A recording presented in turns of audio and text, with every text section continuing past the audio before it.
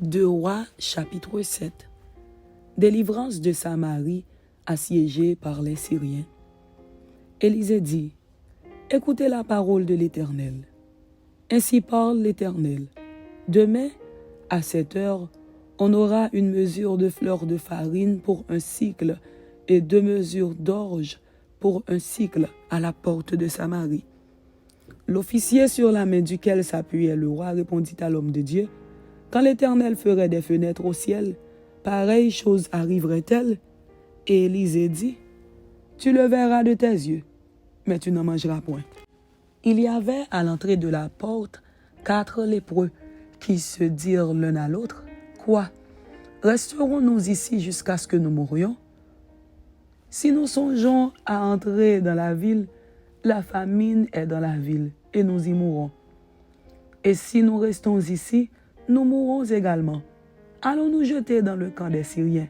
S'ils nous laissent vivre, nous vivrons, et s'ils nous font mourir, nous mourrons. » Ils partirent donc au crépuscule pour se rendre au camp des Syriens. Et lorsqu'ils furent arrivés à l'entrée du camp des Syriens, voici, il n'y avait personne. Le Seigneur avait fait entendre dans le camp des Syriens un bruit de chars et un bruit de chevaux, le bruit d'une grande armée. Et ils s'étaient dit l'un à l'autre, « Voici, le roi d'Israël a pris à sa solde contre nous les rois des Hétiens et les rois des Égyptiens pour venir nous attaquer. » Et ils se levèrent et prirent la fuite au crépuscule, abandonnant leurs tentes, leurs chevaux et leurs ânes, le camp tel qu'il était, et ils s'enfuirent pour sauver leur vie.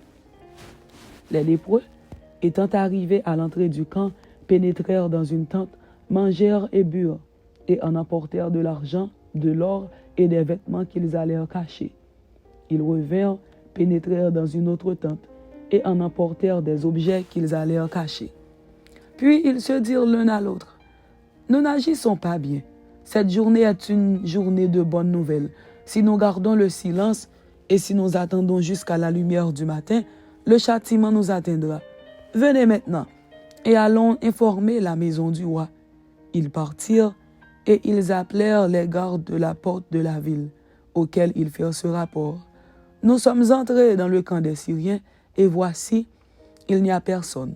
On n'y entend aucune voix d'homme, il n'y a que des chevaux attachés et des ânes attachés, et les tentes comme elles étaient. » Les gardes de la porte crièrent, et ils transmirent ce rapport à l'intérieur de la maison du roi. Le roi se leva de nuit, et il dit à ses serviteurs, « Je veux vous communiquer ce que nous font les Syriens. Comme ils savent que nous sommes affamés, ils ont quitté le camp pour se cacher dans les champs, et ils se sont dit, quand ils sortiront de la ville, nous les saisirons vivants, et nous entrerons dans la ville. » L'un des serviteurs du roi répondit, « Que l'on prenne 5 des chevaux qui restent encore dans la ville, ils sont comme toute la multitude d'Israël qui est restée. Ils sont comme toute la multitude d'Israël qui dépérit. Et envoyons voir ce qui se passe. » On prit 2 chars avec les chevaux, et le roi envoya des messagers sur les traces de l'armée des Syriens en disant, « Allez et voyez. » Ils allèrent après eux jusqu'au Jourdain, et voici, toute la route était pleine de vêtements et d'objets que les Syriens avaient jetés dans leur précipitation. Les messagers revinrent et le rapportèrent au roi. Le peuple sortit et pilla le camp des Syriens. Et l'on eut une mesure de fleur de farine pour un cycle et 2 mesures d'orge pour un cycle, selon la parole de l'Éternel.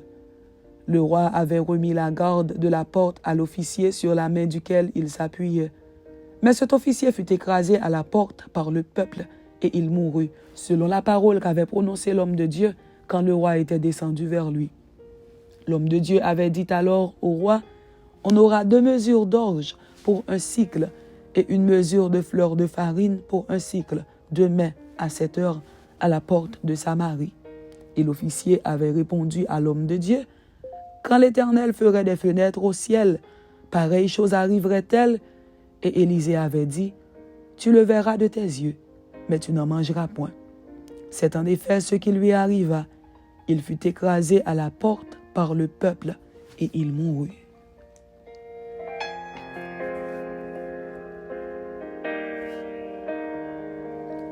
2 Rois, chapitre 8. Famine de 7 ans. Départ et retour de la Sunamite. Élisée dit à la femme dont il avait fait revivre le fils, « Lève-toi, va-t'en, toi et ta maison, et séjourne où tu pourras. Car l'Éternel appelle la famine, et même elle vient sur le pays pour 7 années. » La femme se leva, et elle fit selon la parole de l'homme de Dieu. Elle s'en alla, elle et sa maison, et séjourna 7 ans au pays des Philistins. Au bout des 7 ans, la femme revint au pays des Philistins, et elle alla implorer le roi au sujet de sa maison et de son champ. Le roi s'entretenait avec Géasi, serviteur de l'homme de Dieu, et il disait, « Raconte-moi, je te prie, toutes les grandes choses qu'Élisée a faites. » Et pendant qu'il racontait au roi comment Élisée avait rendu la vie à un mort, la femme dont Élisée avait fait revivre le fils vint implorer le roi au sujet de sa maison et de son champ. Géasi dit, « Ô roi, mon seigneur, voici la femme et voici son fils qu'Élisée a fait revivre. » Le roi interrogea la femme et elle lui fit le récit. Puis le roi lui donna un eunuque auquel il dit, « Fais restituer tout ce qui appartient à cette femme avec tous les revenus du champ, depuis le jour où elle a quitté le pays jusqu'à maintenant. » Hazaël sur le trône de Syrie. Élisée se rendit à Damas. Ben-Hadad, roi de Syrie, était malade. Et on l'avertit en disant, « L'homme de Dieu est arrivé ici. » Le roi dit à Hazaël, « Prends avec toi un présent et va au-devant de l'homme de Dieu. Consulte par l'Éternel en disant, « Guérirai-je de cette maladie ?» Hazaël alla au-devant d'Élisée, prenant avec lui un présent, tout ce qu'il y avait de meilleur à Damas, la charge de 40 chameaux. Lorsqu'il fut arrivé, il se présenta à lui et dit, « Ton fils Ben-Hadad, roi de Syrie, m'envoie vers toi pour dire, « Guérirai-je de cette maladie ?» Élisée lui répondit, « Va, dis-lui, tu guériras. Mais l'Éternel m'a révélé qu'il mourra. » L'homme de Dieu arrêta son regard sur Hazaël et le fixa longtemps, puis il pleura. Hazaël dit, « Pourquoi mon Seigneur pleure-t-il » Et Élisée répondit, « Parce que je sais le mal que tu feras aux enfants d'Israël.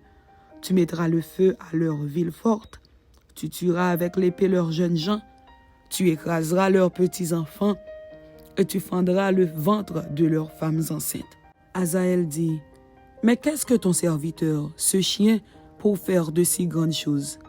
Et Élisée dit, « L'Éternel m'a révélé que tu seras roi de Syrie. » Hazaël quitta Élisée et revint auprès de son maître, qui lui dit, « Que t'a dit Élisée ?» Et il répondit, « Il m'a dit, tu guériras. » Le lendemain, Hazaël prit une couverture qu'il plongea dans l'eau, et il l'étendit sur le visage du roi, qui mourut, et Hazaël régna à sa place. La 5e année de Joram, fils d'Akab, roi d'Israël, Joram, fils de Josaphat, roi de Juda, régna.